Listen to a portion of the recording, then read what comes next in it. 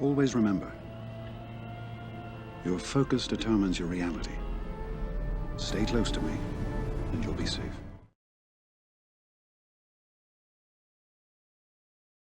Yo, how are we all doing today? Hopefully you guys are doing pretty well out there. Today's video, I wanted to talk about some fleet. And I got this idea from another comment on another video, a pretty old video actually, about title, I think it was something along the lines of fleet or ships you should build up for, future metas or future, like, I guess, strong teams. And I want to go over that. Some ships in our fleet that we have right now in the game that might not be really good right now, but in the future, with how the entire faction of that team is, we can see them being very, very good. And I apologize if you guys, can hear some like coughing or whatnot in this video. I actually am pretty sick right now. I don't know if I have COVID or not, but I just know I'm pretty sick. My dad actually has COVID. I don't know if I have it or not. I should probably get tested, but I just feel pretty sick right now. Anyways, so I thought I'd show you a few battles with three of my favorite fleets right now in the game. I don't want to talk about the Malevolence or the Negotiator because those are already two of the best fleets in the game. So I want to talk about the Resistance though for a quick second, and we're going to go hop into some other battles I have recorded for the Empire and also the Rebels. So this is probably the best fleet on the offensive, I'd say, for countering some of these, Negotiators, if you have, them built up high enough, or even some of the Malevolences. If you wanted to take on some other tough teams, I'd probably bring in a full-on 5 or a full-on 4 reinforcements, so bring in 2 more reinforcements. One that's really good is the Karth's Ebon Hawk, and I'd also recommend like another Taunt if you want to have another Taunt in there, maybe like a Biggs or somebody like that. But anyways, this is versus Malevolence. This is a pretty standard counter. I've done this a long time ago. I still use it to this day in my GA season fleet. So I'm trying to stay very, very energized and enthusiastic in this video if I can, but just forgive me if I don't seem like I am, but I'm having a good time still. I'm not feeling too gross. Here we go. So I want to actually talk about in this fleet one ship that's actually very, very good, which is the X-Wing. Not Poe's X-Wing, but the Resistance X-Wing. And I know people usually like to use this guy as a reinforcement, or not guy, it's actually a girl. The pilot is female. But I like this one actually in the starting because of the dispel that you can have right here off the bat. So I like to dispel this one because the other Sun Fact comes back anyways if you have a buff. So like right here, I got today's 2 people. And it's so huge to have that, especially in this counter, because now you don't have an extra Vulture Droid going to come in and assist. So it's pretty awesome. Not only do you have that little dispel right off the bat, but you also have that pretty nice hit as well. I know the reinforcement gives you a bit more of the extra assist, but that's like a % chance, and the ship itself does not do that much damage. It's more of like a support ship. It inflicts some more debuffs, and it helps you dispel stuff, so that way you get around taunts easier and whatnot. It's not that huge to have as a damage either. That's why you have the Rey's Falcon and you have Poe. But keep in mind that this whole fleet only has, I think, 3 ships. It has the X-Wing, has Poe's X-Wing, and then it has the Rey's Falcon. And then, of course, Holdo. And it's not that, many people, but this fleet can still do a lot of great stuff. So this all comes back to the same old question, same old thing, the same old topic that we've always had with this fleet is, and even with the First Order fleet is, these guys are just like one ship away from being very, very good. Like right there, got some good damage, it has some target locks, and it does exposes. It's pretty good. And I just killed him right off the bat like that. So it can do some really nice stuff. And I can assure you that this ship will be doing really great things if we ever get 1 more, maybe even 2 more ships for this whole Resistance fleet.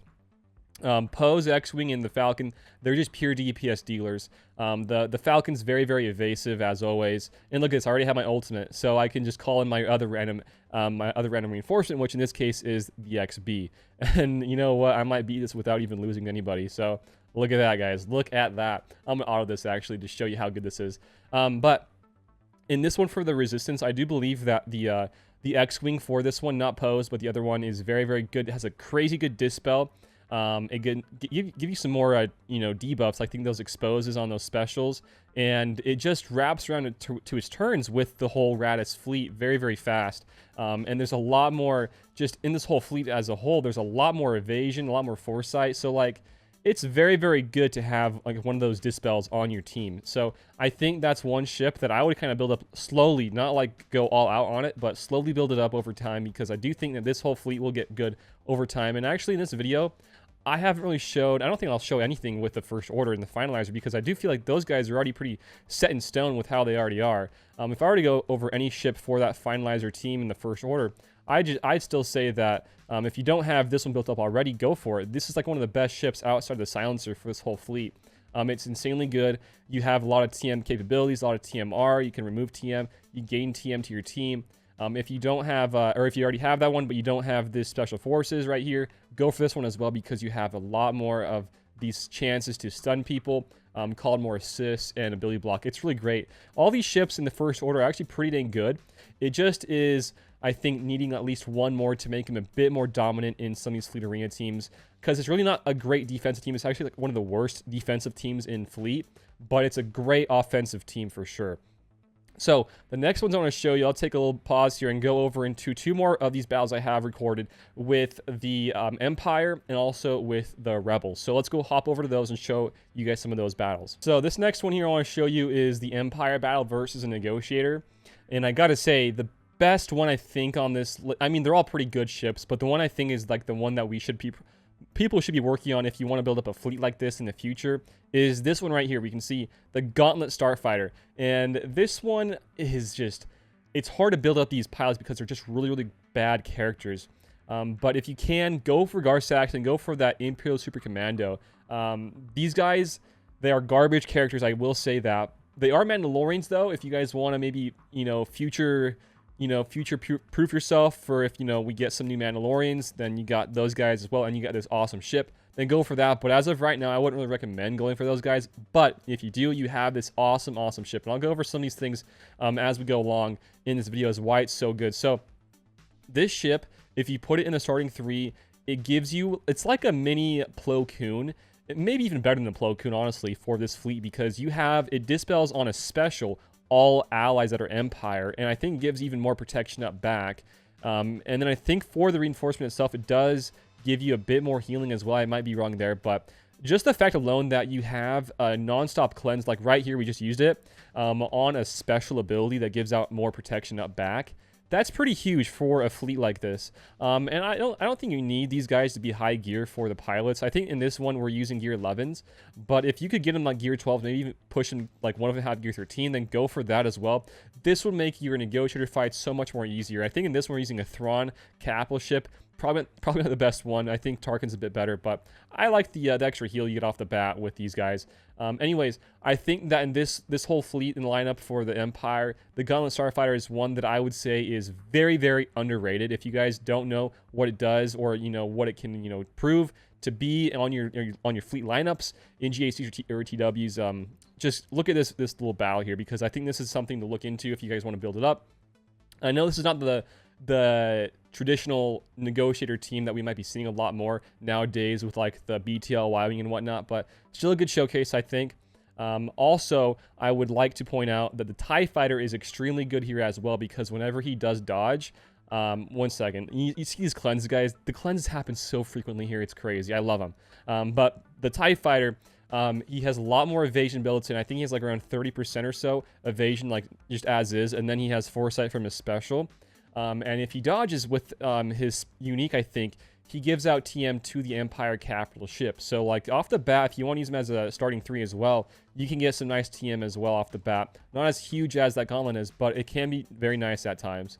And I actually use that TIE Fighter. I used to use it a lot previously with countering Negotiators with, like, that weird Poe, Thrawn, and I think Anakin's ETA team. Just, like, doing a lot of damage right off the bat, but that's for a different whole talk and counter. But anyways, this one in this counter, I do feel like the Gauntlet is very, very good. Like I said, this one that we lost, we only had like a gear 11 pilot, so it was gonna be dead anyways. It's too squishy, but I think everybody else in this fleet is actually very, very good. You have this amazing TIE Bomber now in the game. You have Darth Vader, and you have the shuttle. Those are three of the best ships for this fleet. They're so powerful. There's so much synergy there with keeping the taunt going on the TIE Bomber, and then Vader just doing a lot of damage over time with his dots, his target locks, and then the shuttle provides all that extra healing.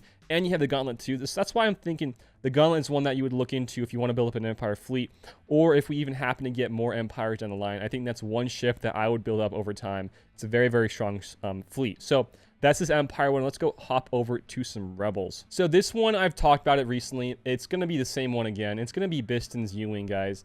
I cannot explain to you how important this ship is in this whole fleet. So the higher the relics you have on these guys, the easier these ones are. This is like a very short battle as well. This is again versus the exact same fleet that we just fought beforehand, the same person.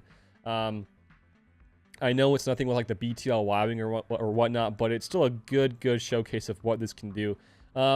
Again, this all goes back to the farming of the pilots. Biston and also Scarif Rebel Pathfinder are just not great characters. They are Rebel fighters, but you know, there are much better Rebel fighters out there for Mon Mothma's team.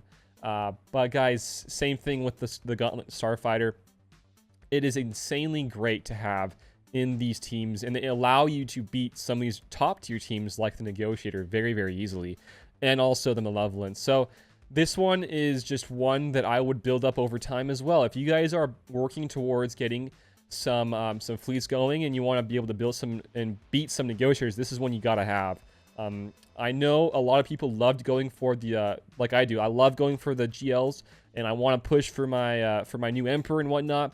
And these guys are going to take it back, you know, I guess in the back burner is the right word there. And I won't get to them as fast and as quickly as I would like to, but there's still going to be ones I will like to have on my radar. And look at that. We're already done and over with this battle. But like, just like one thing about this whole stuff with the Galactic Legends and the requirements, like if we had these two pilots and the other two pilots for the other Gauntlet in those requirements for both Master Luke and also the Emperor, man, oh man, we would be getting just way too many good things there. So it kind of makes sense that they wouldn't require some of those guys for those requirements, because then we get way too spoiled. But I do think that these guys definitely have a spot on your farming lists if you guys are wanting to build up some better fleets, because, you know, it's going to come to a time where we will have eventually a ship raid, in my opinion, and we're going to need some. We could have some good fleet, guys, and these ships provide you something that is not just, you know, a quick battle. It's going to probably help you in the long term of things, you know,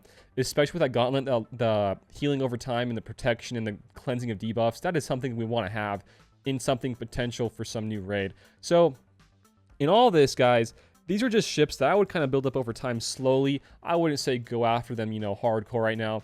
But these are just like some of my favorite ones. Let's go back in the game and just finish out the video there. So I went over a few of these squads and these fleet rather for ones I would build up over time. You don't have to have them right now, but these are really good ones to have on your radar. Another one I would say is, you know, for the Anakin, or not Anakin, but the Negotiator one to have on your radar is that Clone Sergeant. I'm sure a lot of you guys already have him, but over time, you know, last few weeks, I've just come to realize how important this ship actually is for some of these fleets. I know Plo Koon's already good. You know, I would say all these ones are pretty dang good, but the ones I haven't really noticed have been that good is actually the Sergeant. And I've fought this one a lot with Relic 8 GK, and this can prove to be very, very annoying. But there's a lot of these ships in the game, guys, that are just very, very, you know, I wouldn't say they're bad or anything, but they take a lot of investment to get going. But once you do get them with, you know, good enough gear, they will prove to be very, very, very valuable for you in the fleets. Like, insanely valuable. There's going to be so much return on investment for you. Being able to beat some Negotiators, maybe making your arena climbs easier for yourself. Lots of certain things. I could go over and talk about some, you know, some bounty hunters if you guys would like to, but there's no capital ship for them just yet. But I would say that this one right here, the Xanadu New Blood, is definitely one that I would work on as well if you want to build up some good bounty hunters for the future. This is a really great ship as well. A lot more synergy with the breaches, doing a bit more damage over time, some more stealth, some more double taps, and assists as well.